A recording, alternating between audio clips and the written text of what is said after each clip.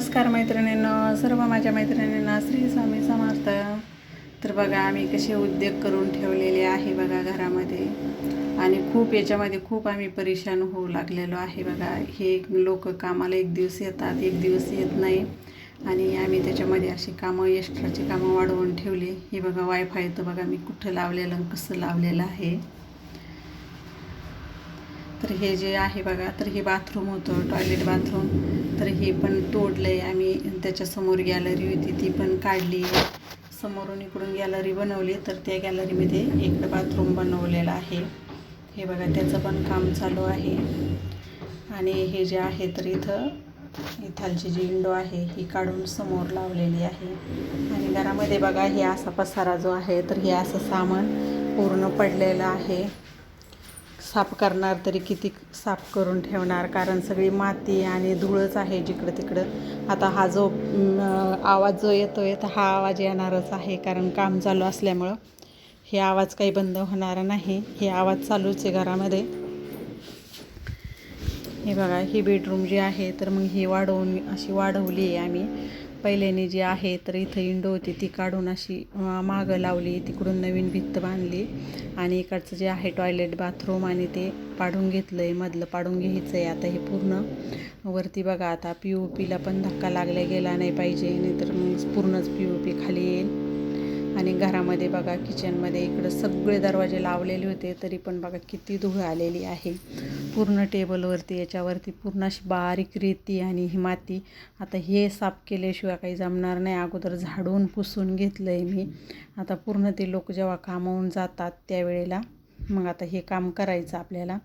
हे बघा त्या बेडरूमचं साफसफाई केली, तर ह्या बेडरूममध्ये पण तेच हाल होते, आणि ह्या बेडरूममध्ये पण तशीच अवस्था झालेली होती. हे बघा बेडवरती मी दुसरे असे बेडशीट टाकलेले होते, कारण की जेणेकरून धूळ बसू नाही म्हणून. आणि हे बघा इथं पण खिडकी होती, तर मग ह्या बेडरूमची अशी खिडकी जी आहे तर काढलेली आहे. आणि पूर्ण खालचं पण पाडलं, कारण की तिथं आपल्याला दरवाजा बसवायचा आहे. हे बघा माझी मशीन वगैरे मी अशी पूर्ण झाकून टाकली आहे, कारण पूर्ण माती आणि धुळची पूर्ण घरामध्ये. हे बघा त्यांनी आता हे केलं आहे, काढलं. आणि हे बघा घरामध्ये बघा तुम्ही पूर्ण अशी माती आणि नुसती धूळ जिकडं तिकडं. आता हे पूर्ण आवरलं आहे, भरलं आहे. आणि हे भरून साफसफाई केली, तेवढ्यात पाऊस सुरू झालेला आहे. आणि पाऊस सुरू झाला आणि तेच पाणी मध्ये येऊ लागलं, म्हणून मग तिथं अशी बाज लावली. आणि जे खिडकीच्या ज्या आपल्या निघलेले जे होते हे काचा, तर त्याचं ते हे जे आहे स्लॅडिंगचं, तर ते तिथं असं लावून दिलं आहे बघा. हे कारण की जेणेकरून थोडासा आडोसा होईल आणि पाणी मग मध्ये येणार नाही, त्याच्यामुळं असं लावलं आहे. आणि साफसफाई करण्यातच पूर्ण दिवस त्याच्यामध्येच चाललेला आहे, कारण इकडच्या साईडनं जो आहे तर बॅक साईडनं हायवे रस्ता आहे. तर हायवे रस्त्याचा म्हणजे व्ह्यू खूप छान वाटतं आहे तिथलचं, म्हणून मग इकडच्या साईडनं आम्ही गॅलरी बनवलेली आहे. आणि हे बघा पाऊस जो आहे तर आताच पाऊस झाला, तो आता थोडासा कमी झालेला आहे.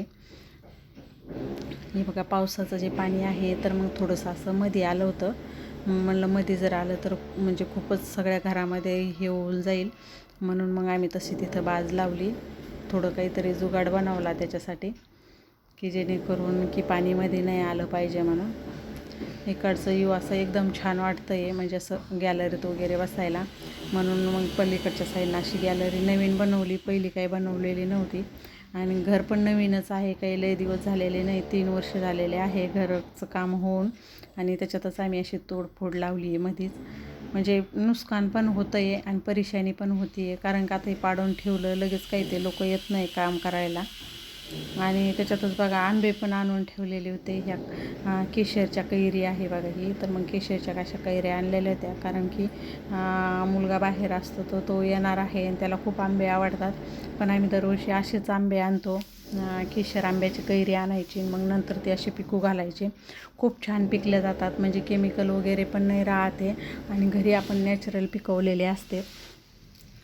आता सगळं घरातला झाडून पुसून सगळं आवरून घेतलं, आणि नंतर जे आहे बघा तर संध्याकाळ झालेली होती. आणि मग आता हे जे आंबे आहेत तर हे पण मला ठेवायचे होते, कारण हे नाही ठेवले तर रात्रीतून याला पण म्हणजे असं त्या पोत्यामध्ये पाणी सुटलं असतं, म्हणून हे पण मला बाहेर काढायचे होते. मग आता ते करत बसले मी. हे बघा एकदम ताजे आणि फ्रेशच आहे. तर मी काय करते, असे पेपरमध्ये जे आहे ना, तर पेपरमध्ये गुंडाळून ठेवते.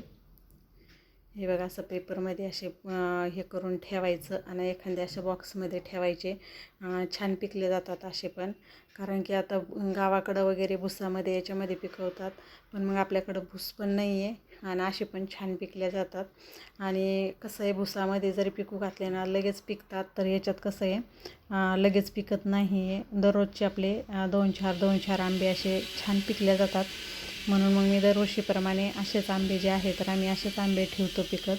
असे ठेवल्यामुळं काय होतं आहे, म्हणजे दररोजचे आपल्याला 2-4 लागतात, तेवढे बरोबर त्याच्यामध्ये पिकलेले निघतात. सगळेच एकसोबत पिकत नाही.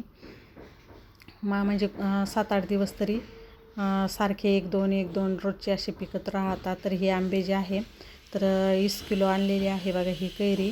आणि पिकलेले जे होते तर पिकलेले म्हणजे लगेच त्याची शाख जे असतं तर ते आंबे जे आहे तर ते 5 किलो आणलेले होते.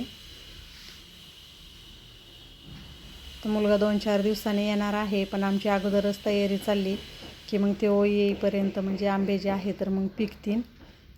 म्हणून मी असे जे आंबे आहेत तर व्यवस्थित असे पुसून घ्यायचे अगोदर कपड्याने, आणि पुसून घेऊन मग असे पेपरमध्ये जे आहे तर पेपरमध्ये असे बांधून ठेवायचे, म्हणजे असे फोल्ड करून ठेवायचे, जेणेकरून गरमी पण राहते, मग पिकले जाते अशी गरमीना. तर हे बघा आता पूर्ण आंबे जे आहे तर मी असे बॉक्समध्ये भरून ठेवलेले आहे. आता याला झाकून ठेवायचं, वरतून बेडशीट वगैरे टाकून ठेवायचं, म्हणजे मग छान पिकतात. आता काही आंबे जे आहे तर याच्यातले पिकलेले होते, तर मग मी त्याचा जो आहे तर असा रस बनवला बघा, मिक्सरमधून काढला आहे आणि रस बनवला आणि धिरडी बनवली आहे. आता संध्याकाळच्या जेवणासाठी म्हणजे खूप थकलेले होते, त्याच्यामुळं स्वयंपाक बनवण्याची तर इच्छाच नव्हती. मग शेवयाचा भात बनवला आणि अशी धिरडी बनवली. तुमच्याकडे असं खातात का की रसासोबत शेवयाचा भात? आम्ही रसासोबत आहे ना शेवयाचा भात बनवतोच. रस शेवयाचा भात आणि अशी धिरडी खूप छान लागते खायला. आणि आता पावसाचं पण वातावरण आहे, त्याच्यामुळं खायला पण अशी छान लागते आणि पटकन पण होऊन जातं. म्हणून मग मी संध्याकाळच्या जेवणामध्ये जे आहे तर अशी बेसन पिठाची धिरडी बनवलेली होती आणि हे बनवलेलं होतं, रस बनवला आणि शेवयाचा जो भात आहे तर शेवयाचा भात बनवला. त्याच्यामध्ये शेवयाच्या भातामध्ये तूप रस टाकून खूप छान लागतं आणि त्याच्यासोबत जे आहे तर ही धिरडी खायची तोंडी लावायला, म्हणजे खूपच छान चव लागते. तुम्ही खात जर नसाल तर एक वेळेस असं खाऊन बघा आणि मला कमेंटमध्ये पण सांगा की तुमच्याकडे बनवतात का अशी धिरडी आणि रस. तर हे बघा संध्याकाळी म्हणजे खूपच थकून गेलेलो होतो आम्ही दोघं, पण खूप थकलेलो होतो. मग मी असं जेवणासाठी बनवलेलं आहे बघा. तर चला या मग जेवायला. आणि आजचा व्हिडिओ जो आहे तर मी इथंच थांबवते. तर नवीन अजून एका व्हिडिओमध्ये भेटूया. तोपर्यंत सर्व माझ्या मैत्रिणींना श्री स्वामी समर्थ.